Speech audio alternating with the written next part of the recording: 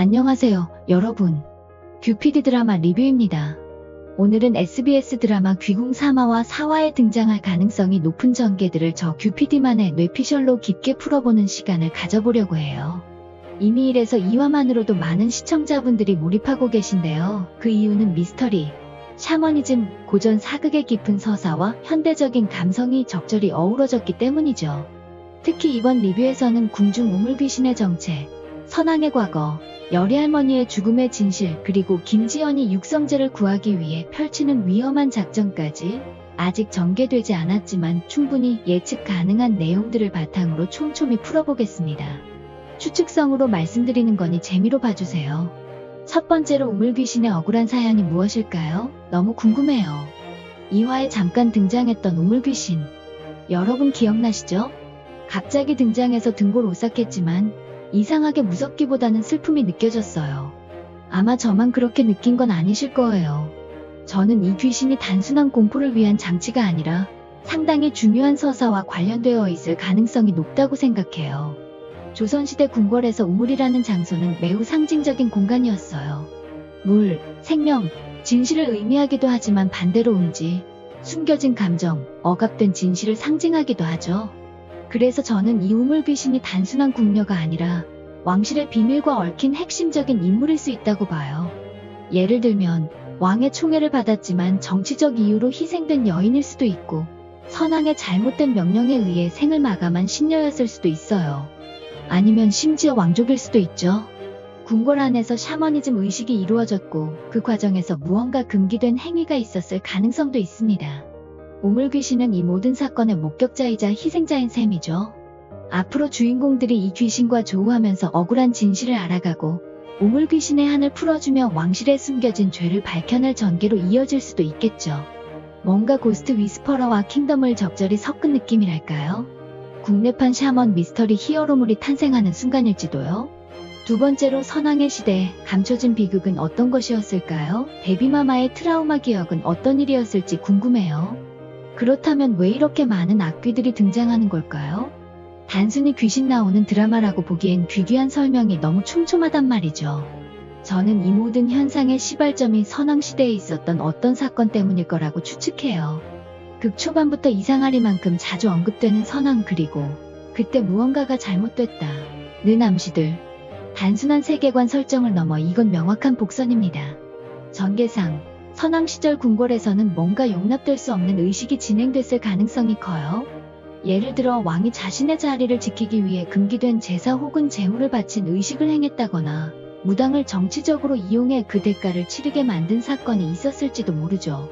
특히 저는 여리할머니와 이 선왕 시대의 비극이 직접 연결되어 있다고 추측할 수 있을 것 같아요. 특히 2화에서 왕이 할머니의 변리석을 가지고 안경을 만들었다는 내용을 바탕으로 추측할 수 있을 것 같아요. 여리할머니가 드라마상에서 무속과 가장 가까운 인물인데 그녀의 가문이 대대로 왕실의 샤먼을 맡아온 가문이었고 그 과정에서 누군가 억울하게 죽음을 맞았다는 서사가 곧 풀릴 것 같거든요. 3에서 4화에서 아마도 회상 장면으로 당시 상황이 서서히 드러날 것 같아요. 예를 들어 어린 여리가 어머니의 죽음을 목격했거나 어떤 금기된 진실을 알게 된 이후 오랜 세월 이를 숨기고 살아왔다든지요. 그런 기억이 현재의 악귀 출몰과 연결되며 왕실의 업보라는 커다란 테마로 확장될 수도 있을 거예요. 세 번째로 여리할머니의 죽음, 진짜 범인은 누구인일까요? 2화의 큰 충격 중 하나였던 여리할머니의 죽음. 처음엔 강철의 짓으로 보였지만 저는 이 부분 역시 드라마의 전개상 반전이 있을 거라고 봅니다. 강철은 단순한 악귀가 아니라 승천을 실패한 용이죠. 그런 존재가 힘없는 노파를 단순히 죽인다는 설정은 조금 아쉬운 전개일 수 있잖아요. 그래서 저의 뇌피셜은 이렇습니다. 여리할머니는 강철을 봉인하거나 제어할 수 있었던 유일한 존재였고 누군가는 그런 그녀를 제거하고 싶었던 거예요. 바로 팔척귀 혹은 팔척귀와 손잡은 인간 세력이죠. 강철은 오히려 여리를 막지 못했다는 죄책감에 시달리며 현재의 주인공들에게 자신이 목격한 진실을 전하려 할 수도 있어요. 결국 강철은 초반에 위협적인 악귀에서 후반에는 회개하거나 협력하는 조력자로 전환될 수도 있다는 거죠. 여리의 죽음이 단순한 살인이 아닌 궁궐을 지키던 수호자의 퇴장이었다는 전개로 이어진다면 이후 나올 악귀들은 그녀의 죽음으로 인해 봉인이 풀린 것일 수도 있어요. 그게 초반부임에도 주인공이 죽어버리는 빠른 전개와 반전들이 있어서 기대가 되는데 심지어 주인공이 애 빠른 판단이에요. 바로 팔척귀를 불러버리는 센스 지리는 여주인공 이번에는 김지연의 열의 이야기를 추측해볼게요. 그녀는 육성재의 본체를 되찾기 위해 심지어 스스로를 미끼로 삼는 위험한 계획을 세웠어요. 이건 정말 용기 있는 행동이지만 동시에 너무 위험한 선택이기도 하죠. 팔척귀는 단순한 악귀가 아니라 이 드라마에서 가장 강력한 존재이자 중심 괴물입니다. 그런 존재를 불러내기 위해 김지연이 자신을 내세운다는 건 그녀가 단순히 로맨스의 대상이 아닌 서사의 주체로 올라선다는 뜻이겠죠. 윤갑과의 대화에서도 이를 엿볼 수 있어요. 윤갑은 그간 모호한 태도를 보였지만 팔척귀에 대해 너무 많은 걸 알고 있고 이용당했다는 분노를 감추지 않았어요. 김지연은 그런 윤갑과 손을 잡으려 하지만 동시에 감시의 대상이 되죠. 여기서 새로운 갈등이 발생해요. 윤갑을 믿느냐 아니면 계속 감시하느냐. 그리고 그를 지켜보는 또 다른 세력이 존재한다는 점에서 향후 이야기의 복잡성이 더욱 커질 것으로 보입니다. 3에서 4화에서는 김지연이 팔척귀를 유인하고 그 과정에서 예상하지 못한 희생이나 혼란이 발생할 가능성이 높아요. 그리고 육성재는 팔척귀의 일부 혹은 영혼이 얽혀있는 상태에서 마지막 결정을 내려야 하는 기로에 설 수도 있고요. 과연 김지연은 이 모든 걸 감당할 준비가 되어 있을까요? 그녀의 감정선이 어떻게 변화할지도 중요한 포인트가 될 것 같습니다.